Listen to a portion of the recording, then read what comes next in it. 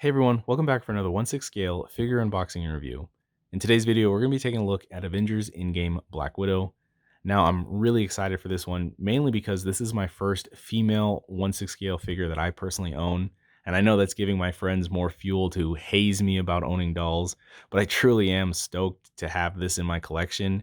I'm getting one step closer to completing my in-game collection, as well as completing the original Avengers team.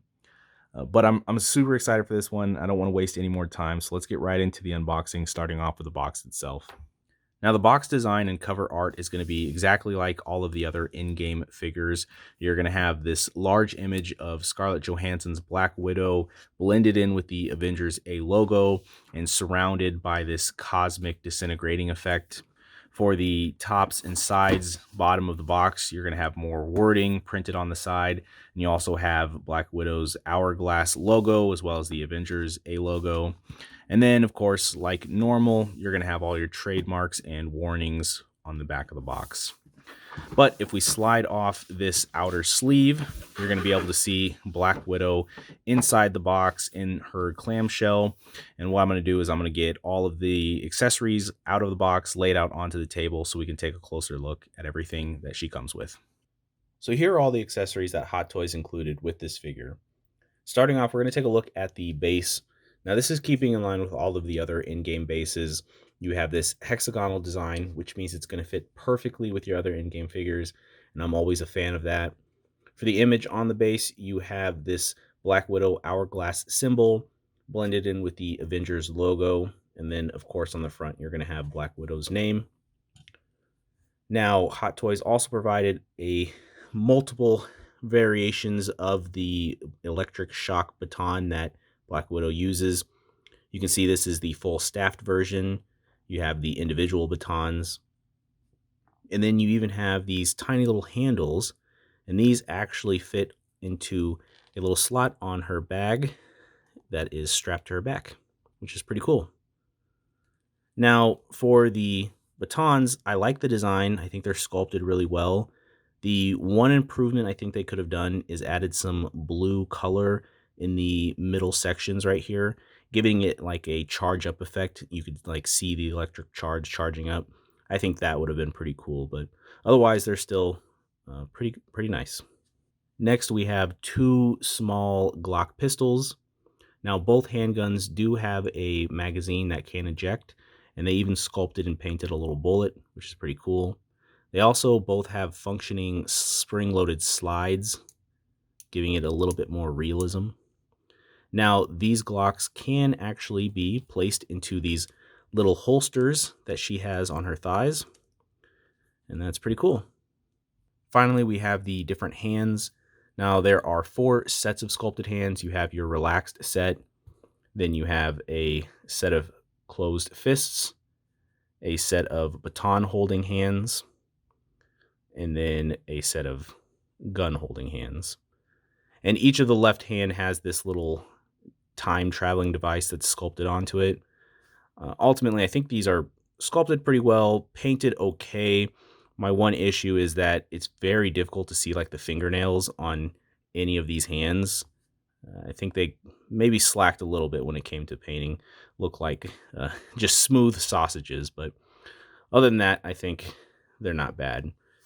And of course, you can't forget the extra wrist joints. I'm just building up my collection of extra Hot Toys wrist joints. But that's all for the accessories. I do feel like they could have maybe added 1 or 2 more items, but this was a pretty good turnout for what you're getting. So here she is, Scarlett Johansson's Black Widow. And we might as well just zone in on this head sculpt and take a look because it looks so good. Very realistic. And that's not just me saying it, that's Scarlett Johansson herself.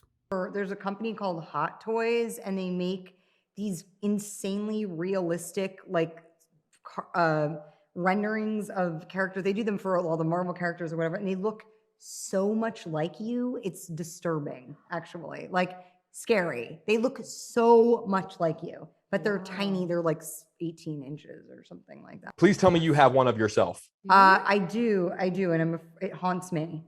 I have to keep it like away from. I don't like to keep that stuff out. It's too creepy. My daughter loves it, but, like, I won't let her have it because it's too weird. Yeah, you gotta put it in a closet Yeah, somewhere. exactly. Now, I'm a huge fan of sculpted hair versus rooted hair. I think they nailed the hair on this figure. All of the rooted Black Widows that I've seen always look so goofy. So I just think, personal opinion, sculpted hair is definitely the way to go. I also really like the paint application on the face, the shadow, the gloss, all of it looks so good. They did a good job with this one. Now, for the suit itself is a pretty simple design. You have this black jumpsuit with a diamond textured and pattern. And we'll have to see if this suit limits any mobility. Hopefully not. There's also the belt and harness for the guns. It seems to be made out of a rubbery material, and the same kind of material for the backpack that holds her batons. One added touch is the wrist bracelets known as Widow's Bites. They're electric weapons or electroshock weapons that she uses in the movies. The one complaint I've seen is that it might limit some mobility in her wrists, but we'll check that out in a little bit.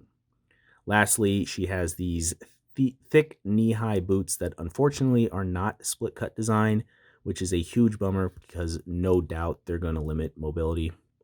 Starting back with the head sculpt, the head is attached to the neck via the usual ball joint, so you're going to get a good amount of movement up, down, side to side, as well as 360 rotation.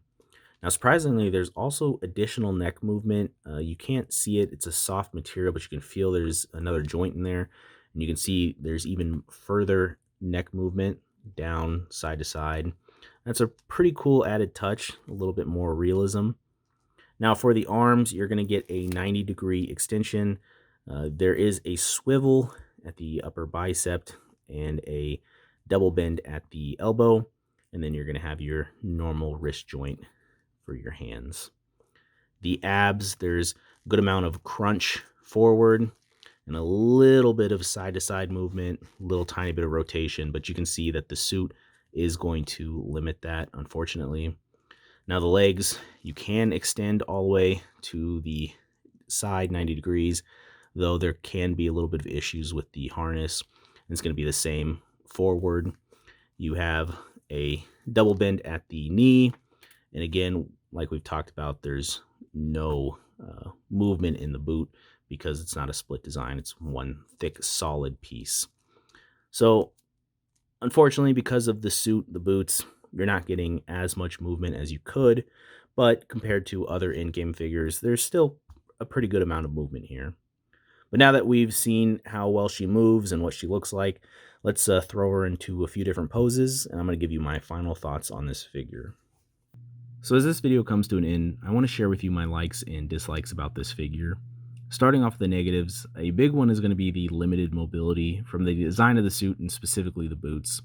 Now, I understand that Hot Toys sometimes has to sacrifice articulation in order to achieve that aestheticness they want, so the suit can be overlooked, but there's really no excuse when it comes to the boots.